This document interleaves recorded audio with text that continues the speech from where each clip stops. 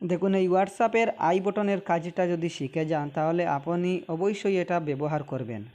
মনে করেন আপনার কোনো বন্ধু বা গার্লফ্রেন্ড আপনাকে পার্সোনাল কোনো ফটো বা ভিডিও দিল, সেটা কিন্তু আপনার গ্যালারিতে শো করে। এমন সময় আমাদের কোনো আত্মীয় যদি মোবাইলটা হাতে নেওয়ার পর যদি গ্যালারিতে প্রবেশ করে, কিন্তু সে আমাদের সব পার্সোনাল চ্যাট দেখে ফেলবে। তো দেখুন আপনার এই পার্সোনাল ফটো বা ভিডিওটা আপনার গ্যালারিতে শো করবে না, আপনার হোয়াটসঅ্যাপে থেকে যাবে। তাহলে এই সেটিংটি কিভাবে করবেন? আপনি যার পার্সোনাল ফটো বা ভিডিও গ্যালারিতে শো না করাতে চাইছেন তার হোয়াটসঅ্যাপের প্রোফাইলের ফটোর উপরে একটা ক্লিক করবেন। দেখুন আমি একটা সেটিং দেখিয়ে দিয়েছি। এই ফটোর উপরে ক্লিক করবেন। ফটোর উপরে ক্লিক করার পর এই দেখুন ডান পাশে আই বটনের একটি আইকন রয়েছে, এখানে ক্লিক করবেন। এখানে ক্লিক করার পর দেখুন মিডিয়া ভিজিবিলিটি বলে একটি অপশন রয়েছে, এখানে ক্লিক করবেন। এখানে ক্লিক করার পর এখানে কি দেখাচ্ছে দেখুন, show newly downloaded media from this chat in your phone's gallery. ডিফল্টভাবে যদি থেকে যায় তাহলে আপনার গ্যালারিতে শো করবে পার্সোনাল ফটো বা ভিডিও। যদি আপনি এটাকে ন করে দেন, এই ন করে ওকে করবেন, এখন থেকে আমাকে এই বন্ধু যদি আমাকে পার্সোনাল কোনো ফটো ভিডিও দেয় তাহলে আর গ্যালারিতে শো করবে না, শুধুমাত্র যাকে আমি এই সেটিংটা করেছি। এইভাবে আপনি আপনার পার্সোনাল ভিডিও বা ফটো গ্যালারিতে শো করবে না এইভাবে। এবার দেখুন আমাকে এই বন্ধুটা অনেক আগে ফটো ভিডিও দিয়েছে, আমিও দিয়েছি। এগুলো কিন্তু জমে জমে আমার স্টোরেজটা ভর্তি হয়ে যাচ্ছে।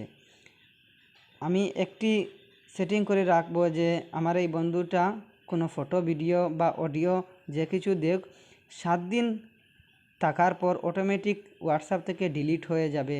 এই সেটিংটা কিভাবে করবেন আপনারা দেখুন। এই সেটিংটা করার জন্য তার হোয়াটসঅ্যাপে ঢুকবেন, ঢোকার পর তার নামের উপরে ক্লিক করবেন। ক্লিক করার পর দেখুন ডিসঅ্যাপিয়ারিং মেসেজ বলে এই 6 নম্বর লাইনে একটি অপশান রয়েছে, এখানে ক্লিক করবেন। এখানে ক্লিক করে শুধু অন করে দিবেন। তাহলে এখন এই অন করার পর থেকে এই মানুষটা আমাকে যে SMS বা ফটো ভিডিও দিবে 7 দিন পর অটোমেটিক হোয়াটসঅ্যাপ থেকে ডিলিট হয়ে যাবে।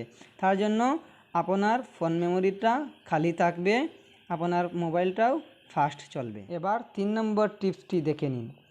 উপরে ডান পাশে 3টি ডটে ক্লিক করবেন। ক্লিক করার পর সেটিংসে যাবেন। সেটিংসে যাওয়ার পর দেখুন অ্যাকাউন্টে যাওয়ার পর প্রাইভেসিতে যাবেন। দেখুন এই সেটিংটি করার আগে আমি বলে দেই সেটিংটি করলে কি হবে। এই সেটিংটি করে রাখলে আপনি হোয়াটসঅ্যাপ থেকে কখন কোন সময় বের হয়েছেন সেই সময়টা কেউ বুঝতে পারবে না। তো তার জন্য কী করবেন দেখুন এই লাস্ট সিন বলে একটি অপশন দেখছেন, এখানে ক্লিক করবেন। আমার নো বডি করা রয়েছে, আপনার ডিফল্ট হিসাবে এভরিওয়ানে থাকবে। এভরিওয়ানে থাকলে আমি যে সময় হোয়াটসঅ্যাপ থেকে বের হব এই সময়টি যে কেউ দেখতে পারবে। তো আপনি চাইছেন যে হোয়াটসঅ্যাপ থেকে কখন বের হয়েছেন না হয়েছেন সেটা কেউ বুঝতে না পারুক, তাহলে আপনি এই নো বডি করে রাখবেন একদম নিচে। নো বডি করলে আপনি কোন সময় হোয়াটসঅ্যাপ থেকে বের হয়েছেন সেটা কেউ বুঝতে পারবে না। এবার 4 নম্বর টিপসটি দেখে নিন, আরও ইন্টারেস্টিং। আপনি চাইছেন যে আপনি যাকে চিনেন না জানেন না সে আপনার হোয়াটসঅ্যাপের প্রোফাইলের ফটোটা দেখতে না পাক, তাহলে এই সেটিংটি কিভাবে করবেন? মানে আপনার মোবাইলে যার নম্বর সেভ রয়েছে শুধু তারাই আপনার হোয়াটসঅ্যাপের প্রোফাইলের ফটোটা দেখতে পারবে, অন্য নতুন নম্বর দিয়ে কেউ আপনার ফটো দেখতে পারবে না। তো দেখুন এই সেটিংটি কিভাবে করবেন। উপরে ডান পাশে 3টি ডটে যাবেন, যাওয়ার পর সেটিংসে যাবেন। সেটিংসে যাওয়ার পর অ্যাকাউন্টে যাবেন। অ্যাকাউন্টে যাওয়ার পর আবার প্রাইভেসিতে যাবেন। যাওয়ার পর দেখুন প্রোফাইল বলে একটি অপশান রয়েছে, 2 নম্বরে প্রোফাইলে ক্লিক করবেন। ক্লিক করার পর মাই কন্ট্যাক্ট, এই মাই কন্ট্যাক্টে ক্লিক করে দিবেন।